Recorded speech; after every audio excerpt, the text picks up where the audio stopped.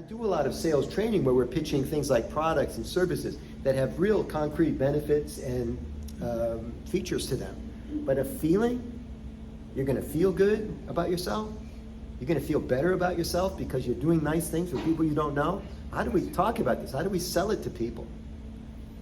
So that's what's on the table as we get this thing going. And I wanted to share a story with you that ties all of this together. And it's interesting that the story involves you guys. This area exactly. Because a few years back, my brother, who lives in a city called Prairieville, not too far out of Baton Rouge, called me to tell me something I didn't want to ever hear from him. And we had been tracking a storm that had been coming through the area. And Rob was not himself. I knew right away something was wrong when he called. And I'm listening carefully. And it was one of those slow motion conversations that just comes out, and you're hearing bad news and there's nothing you can do to stop it. It's kind of like the weather. It's happening. There's nothing you can do to stop it. And he said, well, the storm hit. And I said, what happened? He said, we're completely flooded. And now this is a surprise to the people in Prairieville because they don't live in the floodplain. By the way, they've all been forced now to buy flood insurance. Some of you maybe for the next 1,000-year storm, right? And he was his voice was trembling, and he was like I say, not himself. Now I'm the oldest of 4 brothers. Rob is the youngest of the 4 brothers, and I had never had a conversation with my brother like this before. And he said we've lost everything. Everything that's in the house has to go, and there's a procedure for this. I learned that the term is mucking out, I think you call it. Yeah. And I said, well, what can I do to help? He said, well, the people are coming over to help us with this in a couple days. And I said, I'll be there. What day is it? Give me the time. Let me see if I get a flight down there. I'll be there for you. And it was a painful conversation because as the oldest brother, how many of you are the oldest sibling in your family? We are the standard bearers in the family. We are the people that look after the other brothers. There's an unspoken script in our family that if I ask my brothers how they're doing, I'm checking up on them, right? It doesn't work the other way. When my brother Rob calls me, he's not checking up on me. He's just asking me how I'm doing. If I call my brother, I'm checking up on him. And so we have this special relationship, and I've been looking after my brothers in that way all this time. And I feel for him, and I'm coming down, and I said, who's helping you with this process? And he says, I don't know, it's a community group.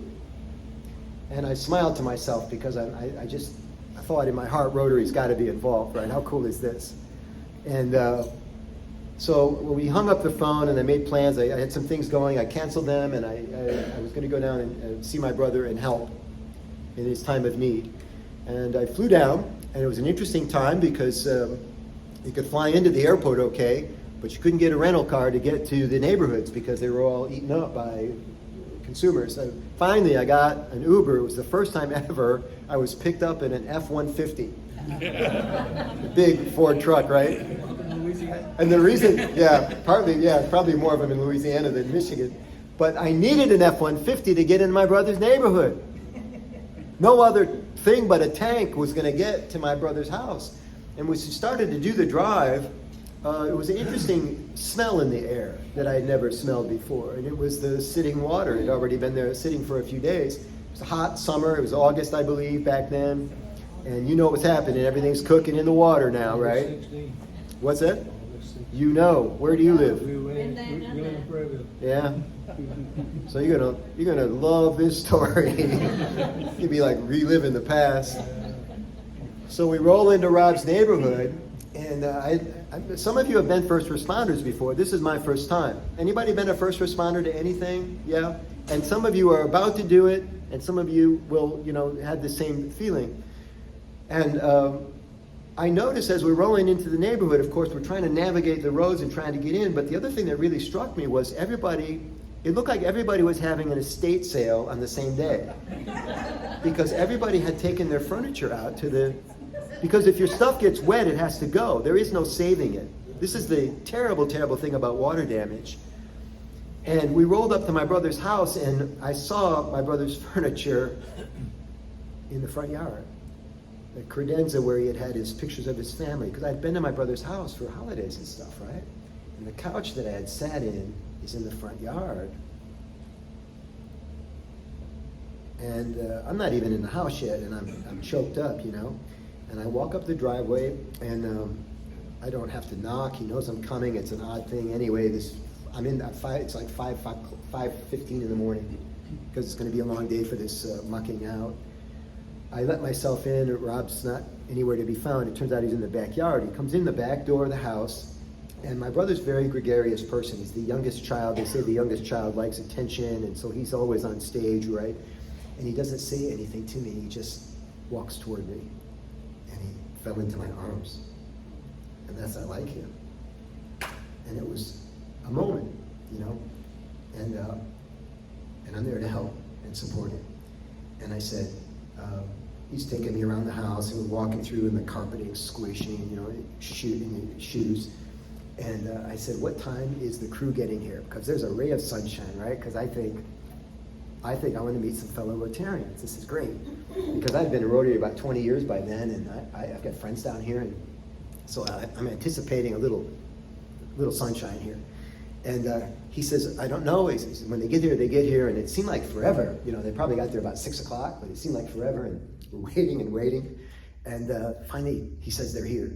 And when I walk out to their driveway, and they're all getting out of their trucks, and they've got flat pan shovels, and they've got generators, and they've got thermoses. There's no power, of course, in the house. No AC. We're going to do this thing with masks, way before COVID, and fans to run hot air through the house, so you at least had some circulation in this tepid air. And I go to approach the guys, you know, and we're like a football team choosing up sides, you know, flipping the coin, because deciding who's going to go in first and that kind of thing, getting to know each other. And I said to the crew, I said, where are you from? And they said, Kiwanis.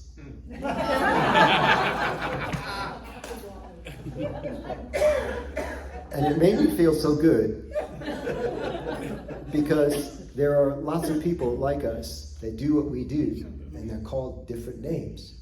And you don't have to belong to an organization to do nice things for people you don't know. Some people think Kiwanis is a competition. I think they're in cooperation. I think it makes us stronger, you know. And they were fantastic. We worked for 14 hours that day, mucking out the house, getting that sloshy, slippery insulation out of the house, using a saber saw to cut the walls. You know the drill. What is it, 24 inches above the floor? And I'd never been through this before. Yeah, it depends on how high the water is. Very good. And this was an experience, you know, it's a home. Somebody lives here, and you could go to one end of the house and bend over and look through the entire house, because there were no walls at the baseboards. Amazing.